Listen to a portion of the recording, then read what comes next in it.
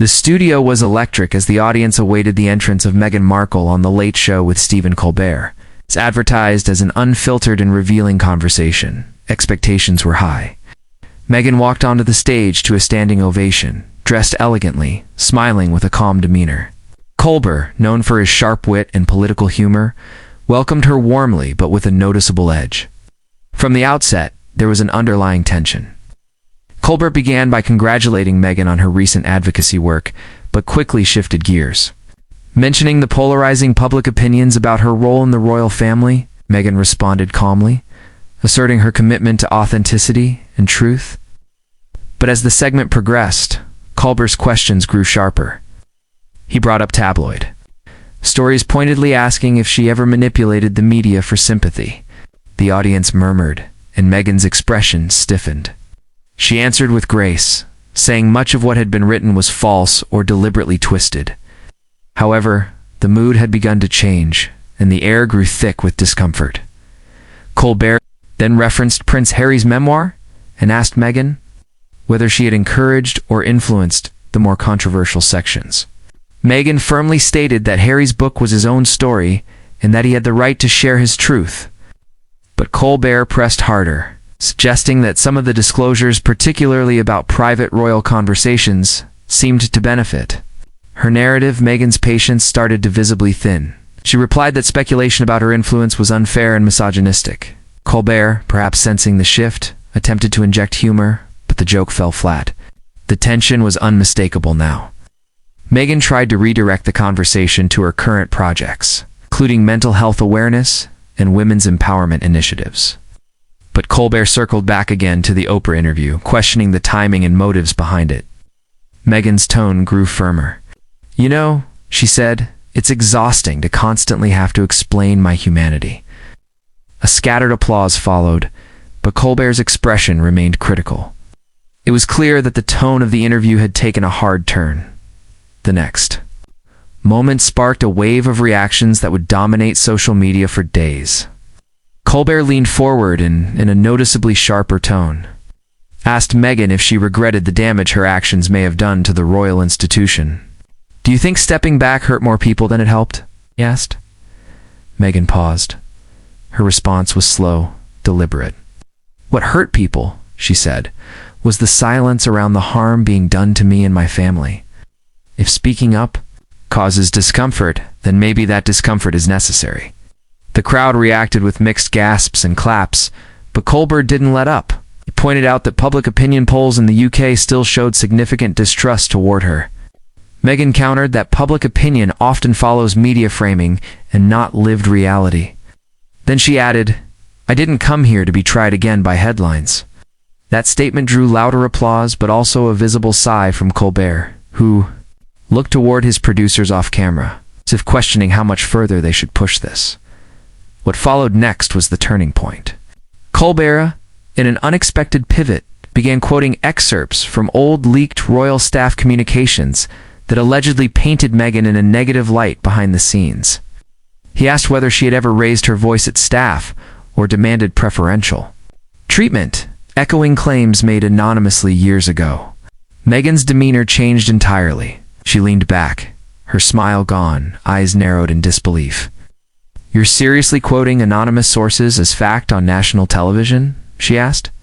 "You're better than this, Stephen." Hey. Defended the question by saying it was important to address criticism head-on. Meghan firmly responded, "If you think reading decades-old rumors is journalism, then maybe we're in the wrong conversation." Her statement was met with a tense silence. At that point, the producers appeared to gesture off camera, and Colbert hesitated. The live taping continued, but the mood had soured. Meghan looked directly into the camera, addressing viewers at home. "You deserve better than recycled gossip disguised as truth." Meghan attempted to wrap things up gracefully, offering to speak about the work she and Harry were doing through their foundation. But Colbert wasn't done. He questioned whether her public activism was merely a rebranding campaign to fix her image. "Is this about causes," he asked, "or controlling the narrative?" That question was the final straw. Meghan's eyes narrowed and her voice sharpened. "I came here in good faith," she said. "I believed this would be a conversation about substance." But it's clear you're more interested in headlines than humanity." The crowd murmured again. Stephen tried to soften the moment by complimenting her intelligence and courage, but Meghan stood up. "I think we're done here," she said. The audience gasped as she began to walk off set, her microphone still live. Colbert looked momentarily, stunned before the production crew cut to a commercial break. Cameras caught Meghan walking off stage, escorted by a staff member. The entire studio was left in stunned silence. Once the show cut to commercial, producers scrambled to decide how to handle the remainder of the episode. Colbert, clearly flustered, returned after the break and tried to regain composure. "Well, that was unexpected," he said, attempting to inject humor into the situation. But the crowd was still visibly shaken. Rumors quickly began to circulate that Meghan's team had requested the segment not be aired in full. However, because of the live nature of the broadcast, many key moments had already been seen by millions. Twitter was ablaze with reactions, some calling Colbert out for ambushing Meghan, while others accused her of being overly sensitive. Hashtags like Team Meghan and ClashMeghan began trending worldwide. The clip of her walking off went viral within minutes, prompting debate across all major platforms. Pundits from both political and entertainment spheres weighed in. Some framed it as a feminist stand against media bias. Others saw it as evidence that Meghan couldn't handle tough questions. The divide was sharp and immediate. Within hours, official statements began to surface. A representative for Meghan Markle issued a carefully worded message, stating that she had accepted the interview under the impression that it would focus on her current humanitarian efforts, and not a rehashing of tabloid narratives. The statement emphasized her right to disengage from a conversation that devolved into speculation and gossip. Colbert's production team responded with a short press release, expressing regret for the abrupt end to the interview but standing by the editorial decisions made. They stated that tough questions are part of journalism, and that their goal was to offer balanced discourse. Critics from both sides pointed out the tone Colbert took during the segment, arguing that it felt more like cross-examination than conversation. Others defended him, saying that public figures must face public accountability. Regardless of where people stood, one thing was certain: the incident had captured the world's attention in a way no scripted drama could. The fallout extended beyond just media headlines. Meghan's supporters organized online campaigns calling for greater accountability from talk show hosts when handling sensitive topics. Petitions circulated demanding that networks implement stricter boundaries on how female guests, particularly women of color, are treated during interviews. Meanwhile, the British press seized on the incident, many tabloids portraying Meghan as petulant and entitled. Commentators on UK morning shows dissected her every word and facial expression from the interview. On American news, more nuanced, debates emerged. Some praised her for walking away from a situation that turned hostile. Others argued that leaders and influencers should be able to handle uncomfortable questions. Academic circles even weighed in, analyzing the moment as a case study in media, ethics, and gender dynamics.